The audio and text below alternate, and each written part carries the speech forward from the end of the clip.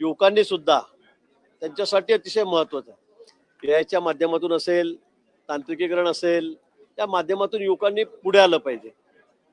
आणि त्याचबरोबर सर्वात महत्त्वाचं म्हणजे ड्रग फ्री इंडिया। आज तरुणामध्ये काही अंशी जे सगळं व्यसन पसरतं आहे, व्यसनाधीनता वाढते आहे, ती सुद्धा संपली पाहिजे। आणि म्हणून पंतप्रधानांनी गेल्या आठवड्यातच या संदर्भामध्ये ड्रग फ्री डेला आवाहन केलेलं आहे।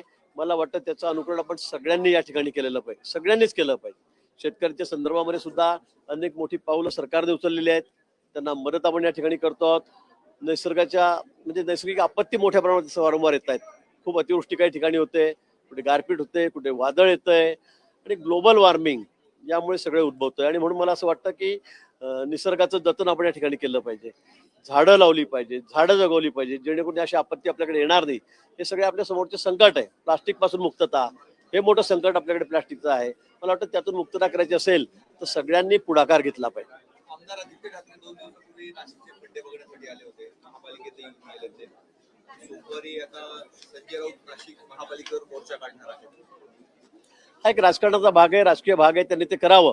पण आपण बघतायत, आपण स्वतः बघतात, आपण नाशिककर आहात, किती फास्ट स्पीडमध्ये अतिशय गतीने आम्ही एक खड्डे या ठिकाणी बुजवतो आहोत। रात्रंदिवस काम चाललेलं आहे। आमच्या महापौर या ठिकाणी आहेत, आमच्या कमिशनर या ठिकाणी आहेत, त्यांचे सर्व आमचे अधिकारी आहेत, कर्मचारी आहेत, रात्रंदिवस काम करतात। खूप पाऊस पडल्यामुळे यावेळेला खड्डे जास्त आले, ही वस्तुस्थिती आहे। त्याचबरोबर कुंभाचे कामे आम्ही सगळे रस्ते नाशिक शहरातले आता आम्ही कॉन्क्रिटीकरण त्याचं करतोय की पुढचे 40-50 वर्षाला खड्डा पडणार नाही। आणि म्हणून एक साईड सुरू आहे वाहतूक, एक साईड बंद आहे। आणि बंदकडे सगळी अप अँड डाऊनची दोन्ही वाहतूक सुरू असल्यामुळे, पाऊस खूप असल्यामुळे खड्डे पडलेले होते, हे खरं आहे। पण आता ते खड्डे जवळपास आम्ही 80% वर हे बुजवलेले आहेत।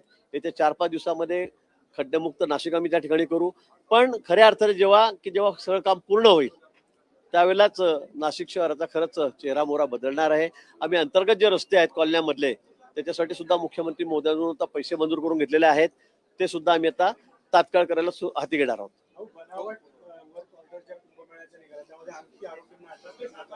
आपल्यावर देखील थेट आरोप केले जातात। 6 आरोपींना आतापर्यंत अटक केलेलं आहे आणि खरं तर यामध्ये अनेक जण जामनेरमध्ये आहेत। हे सगळं घटना घडत असताना भाऊ आपल्याला काही कल्पना नव्हती का आणि आपल्याला कधी कळालं हे नेमकं? मला ज्यावेळेला ही गोष्ट कळाली, संभाजीनगरचे काही लोक माझ्याकडे आले की बाबा हे अशी वर्क ऑर्डर मला मिळालेली आहे, तुम्हाला कोणी दिली?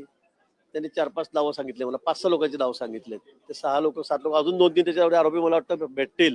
पण यामध्ये मला असं वाटतं की जे दोषी असतील त्यांच्यावर कठोर कारवाई झाली पाहिजे। मला ज्यावेळी संभाजीनगरचे ठेकेदार माझ्याकडे आले त्यावेळेला मी लगेच या ठिकाणी आमचे अध्यक्ष आहेत गडाम साहेब, त्यांच्या सहीने ते पत्र होते, मी त्यांना विचारणा केली। त्यानंतर सीपी आहेत आमचे कर्णिक साहेब, त्या दिवशी सुदैवाने बैठकही होती मुंबईला, मुख्यमंत्री मोदयांच्या कानावर मी गोष्ट घातली। सीपी, आम्ही आयुक्त, आम्ही बसून त्या ठिकाणी ते सगळं वर्कआउट बघितलं, त्या अतिशय फेक होत्या, बोगस होत्या। आणि म्हणून तात्काळ त्याच्यावर गुन्हा नोंदणी संदर्भामध्ये मी सीपी साहेबांना या ठिकाणी सांगितलंय, मुख्यमंत्री मोदयांनी सूचना दिल्या आणि कोणालाही स्पेअर करायचं नाही। माझा आहे एक दूरचा नातेवाईक आहे, त्याने ती चोरी केलेली आहे आणि तो त्याचा थोडा तो तसा या बाबतीमध्ये सराईत आहे, ते सगळ्या गावाला माहित आहे। आणि म्हणून मला असं वाटतं की या ठिकाणी तो असेल, त्याच्याबरोबर काही लोक आहेत, धुळ्याचं कोणी एक जनाब आहे, या लोकांनी मिळून हा सगळा गुन्हा केलेला आहे। त्यांना आता तात्काळ अटक करण्यात आलेली, म्हणजे त्यांना कळायची आताच आम्ही त्यांना काही लोकांना ताब्यात घ्यायला सांगितलं होतं, त्यांना ताब्यातही घेतलेलं आहे। 2 महिन्याआधी मुंबईच्या काही लोकांनी असाच प्रयत्न केला, 3 गुन्हे त्यांच्यावरही दाखल झालेले आहेत। त्यांनी सुद्धा अशा फेक वर्क ऑर्डर या ठिकाणी दिलेल्या होत्या। मला वाटतं ही प्रवृत्ती आहे आणि ह्या अशा प्रवृत्तींना ठेचलं पाहिजे, नाही तर अन्यथा असं कोणत्याही कामाचं काम निघालं की लोक बोगस वर्क ऑर्डर देत राहतील। त्यांनी समोरच्यांना फसवलं, ठेकेदारांना, त्याच्यातून काही पैसे घेऊन टाकले, आता ते बिचारे ओरडत फिरतायत। पण त्यांनी सुद्धा, मला असं वाटतं त्यांनी सुद्धा पाहूनच हे केलं पाहिजे। तुम्ही जर 100 कोटी रुपयाची त्या ठिकाणी वर्कआउट घेता तर तुम्ही काही टेंडर भरलं होतं का? त्याला काही आधार आहे का? काहीच नाही। त्या तुम्ही 1 रुपया भरत नाही, कुठे काही तुमची अनामत रक्कम भरत नाही, टेंडर नाही आणि बिना टेंडरने तुम्ही त्यांना पैसे देतात, वर्क ऑर्डर घेतायत। मला वाटतं त्यांची चूक आहे। अशा पद्धतीने कोणी फसू नका। पण जे कोणी असतील त्याच्यामध्ये माझा नातेवाईक विषय किरकोळ आहे, हा वारंवार अशा गोष्टी करत असतो, हा याच्यात त्याचा हातखंडा आहे।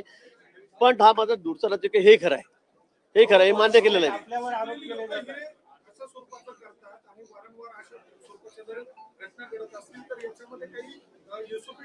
आता मला तुम्ही सांगा, तुम्ही आता घरात बसून उद्या टेंडर निघालेत आणि तुम्ही घरात बसून छापून घेतले सर्टिफिकेट, हे घ्या वर्क ऑर्डर, त्याला पण कोण थांबवू शकणार आहे? कसं थांबवणार आहात?